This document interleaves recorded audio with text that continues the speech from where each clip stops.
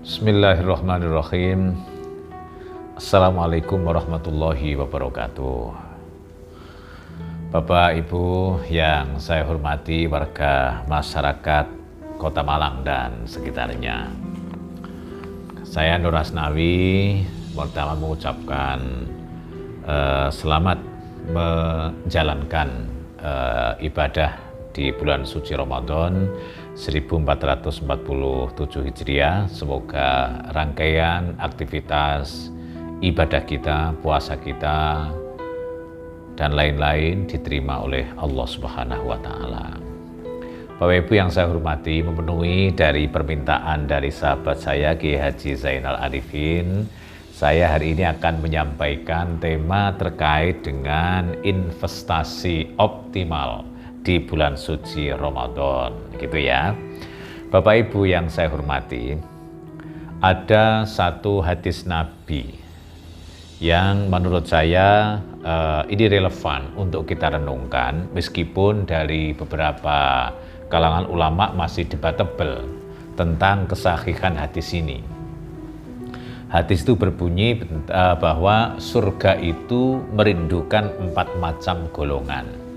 Yang pertama adalah orang yang membaca Al-Quran, yang kedua menjaga lisan, yang ketiga orang yang memberikan makanan atau makan pada orang yang membutuhkan, yang keempat adalah orang yang mau berpuasa di bulan suci Ramadan.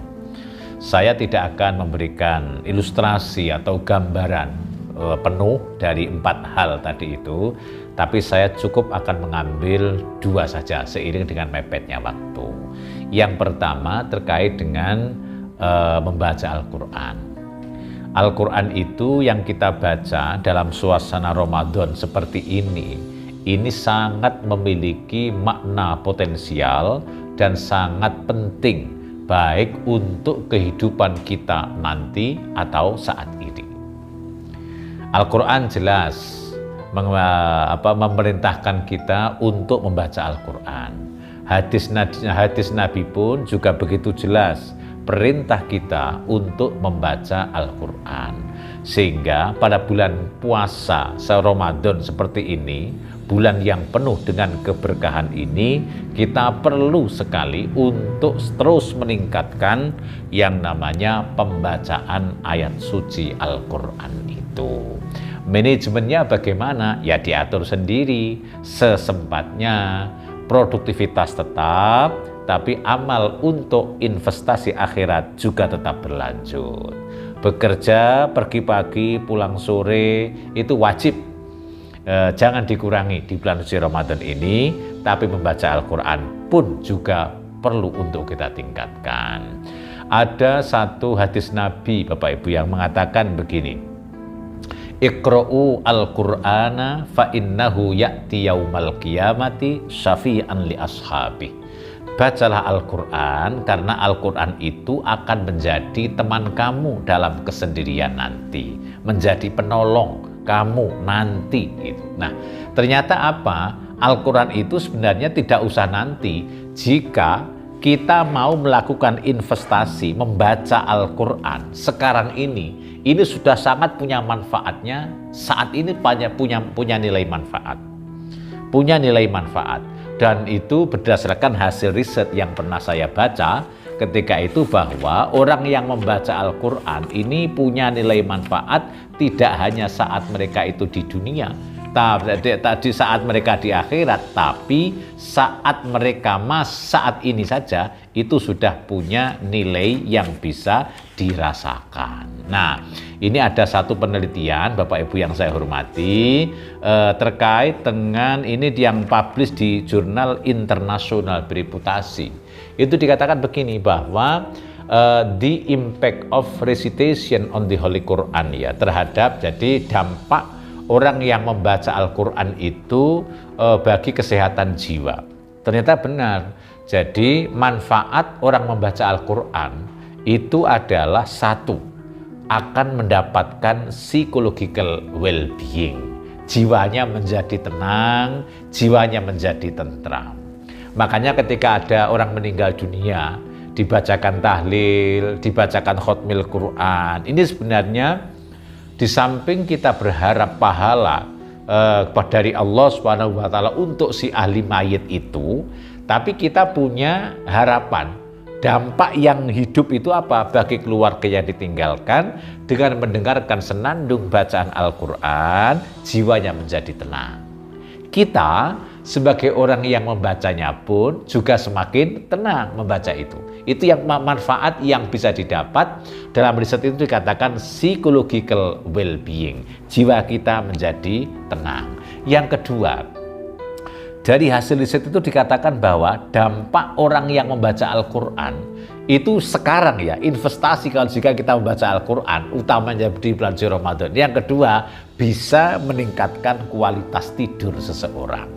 Nah, saya sangat percaya bahwa dengan bacaan Al-Quran itu bisa meningkatkan kualitas tidur seseorang. Silakan Bapak Ibu, para jamaah, warga masyarakat Kota Malang dan sekitarnya mencoba. Nanti selesai sholat tarawih jangan tidur dulu. Tapi selesai sholat tarawih, apakah berapa rakaat yang Bapak Ibu kerjakan, minum teh hangat atau teh panas dulu. Kemudian setelah istirahat, selesai ambil air wudhu. Kemudian Bapak Ibu bacalah Al-Quran. Kira-kira 2 juz atau 3 juz. Saya yakin belum sampai 3 juz. Kopiah Bapak Ibu sudah pada miring. Karena apa? Karena ngantuknya itu tidak bisa tertahankan. Nah, itu kalau Bapak Ibu tidur, saya yakin akan deep sleep. Tidur Bapak Ibu akan berkualitas. Ini menurut saya sangat rasional sekali terkait dengan investasi orang yang membaca Al-Quran, tidak hanya nanti, tapi saat ini pun sudah bisa dirasakan. Nah, yang itu yang pertama Bapak Ibu yang saya hormati. Yang perlu kita tingkatkan adalah membaca Al-Quran, apalagi suasananya saat ini pada bulan suci Ramadan seperti ini. Yang kedua, para jamaah, Bapak Ibu warga masyarakat Kota Malang dan sekitarnya adalah yang kedua, saya teringat dengan ayat Al-Quran surat Fussilat ayat 46. Itu dikatakan begini, a'udzubillahi minasyaitonirrajim, man amila sholihan falinafsih wa man asa'a fa'alaiha. Siapa orang yang berbuat baik akan kembali kepada dirinya, begitu juga amal jelek pun juga akan kembali kepada dirinya. Mungkin Bapak Ibu tanya, loh Pak Nur Asnawi, apa korelasinya antara ayat Al-Quran tadi dengan wamut imil ji'an, memberi makan pada orang yang lapar. Nah, ini adalah membantu. Jadi saya dari hadis tadi menjelaskan 2 saja. 1 baca Quran, yang kedua membantu, memberikan makanan bagi orang yang membutuhkan. Itu artinya apa? Boleh saya sederhanakan, orang yang memberikan bantuan pada orang yang membutuhkan itu adalah satu amalan yang baik. Falinafsih, pasti akan kembali kepada diri kita sendiri. Nah, Bapak Ibu yang saya hormati, orang memberikan bantuan ini sebenarnya tidak hanya dari aspek materi sebenarnya. Orang memberikan bantuan, memberikan sumbangan, memberikan kontribusi itu tidak hanya berupa materi, makan, minum, snack, kue, tidak. Tapi apa? Bantuan itu bisa berupa immateri atau yang sifatnya non material. Non material itu seperti apa? Ya misalnya informasi atau apa, itu adalah bantuan-bantuan yang sifatnya immateri atau non materi. Hari ini Bapak Ibu yang saya hormati, yang lagi booming di kalangan generasi Z atau Gen Z itu adalah marketplace atau marketplace ya, pasar tapi sifatnya online. Seperti apa? Tokopedia, ada Lazada, ada Blibli, kemudian lagi ada banyak hal lah, Shopee dan lain sebagainya. Nah, Bapak Ibu kalau ingin para jamaah atau teman-teman semua ingin beramal soleh ya, berinvestasi kebaikan, bantu mereka yang belum bisa terkait dengan itu. Bagaimana sih cara mengupload produk pada Shopee, pada Lazada, pada Blibli dan lain sebagainya, memasarkannya bagaimana? Ini kalau Bapak Ibu bisa berbagi ilmu pengetahuan dengan orang yang membutuhkan, ini adalah sama artinya dengan wamut aimil ji'an, memberikan sesuatu yang diperlukan bagi orang yang membutuhkan. Ini loh, ini saya katakan bahwa memberi tidak harus berupa materi, tapi imateri bisa juga kita berikan. Apa wujudnya? Informasi. Bagaimana kita sebagai umat Islam atau sebagai generasi yang tahu terkait dengan marketplace tadi itu memberikan literasi atau pemahaman kepada orang-orang yang membutuhkan itu. Nah, kita ini ya mohon maaf, saya ini orang gaptek. Saya ini orang gaptek Bapak Ibu ya. Tapi saya ini mau belajar lah bagaimana sih kira-kira memasang iklan, memasang produk di Shopee, di Lazada, kemudian apalah. Ini menurut saya sangat penting untuk kita kerjakan. Ini wamut emiljian, investasi kita yang sifatnya imateri. Sebelum saya tutup, para jamaah yang saya banggakan, hari ini di Indonesia itu yang paling mengemuka itu industri halal strategis. Karena apa? Ini adalah merupakan salah satu wujud dari program pemerintah juga yang dicanangkan sejak zaman Pak SBY, Pak Jokowi termasuk sekarang.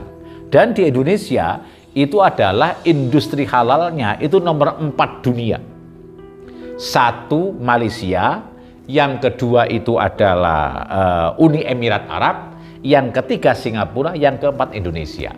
Nah, ini Bapak Ibu yang saya hormati, yang saya banggakan, ayo yang punya pengetahuan terkait dengan itu, para UMKM yang kita kenal, yang punya home industry, kemudian kita tingkatkan, kita galakkan, nah kemudian kita upload, kemudian kita pasarkanlah. Bagaimana baiknya informasi yang kita punya itu kita bagikan kepada orang lain, agar apa? Sama-sama mendapatkan satu secercah harapan untuk masa depan yang lebih gemilang. Ini adalah salah satu bentuk investasi yang kita tanamkan. Waman asawa man amila solihan falinafsi, akan kembali ke kita. Kita akan dapat pahala, ilmu kita bermanfaat. Waman asa afalaiha. Begitu pula sebaliknya, jika kita itu berbuat jelek, kita akan kembali kepada kita. Oleh karena itu, Bapak Ibu yang saya hormati, dalam suasana bulan suci Ramadan seperti ini, ayo kita tingkatkan investasi kita untuk saat ini dan di akhirat kelak nanti. Investasi saat ini, seinvestasi untuk akhirat kelak, sudah berdampak sampai saat ini. Contoh tadi bacaan Al-Quran. Yang kedua, bagaimana kita itu memberikan bantuan kepada orang lain, baik bantuan itu bersifat materi atau imateri, yang saya terjemahkan dalam bentuk wamut aimiljian, sebagaimana hadis Nabi tadi itu. Terima kasih, semoga puasa kita, Ramadan kita di 1447 Hijriah ini diterima oleh Allah SWT. Kita senantiasa diberikan panjang umur, sehat walafiat, dimudahkan segala urusan dan cita-cita kita, juga keluarga. Terima kasih. Assalamualaikum warahmatullahi wabarakatuh.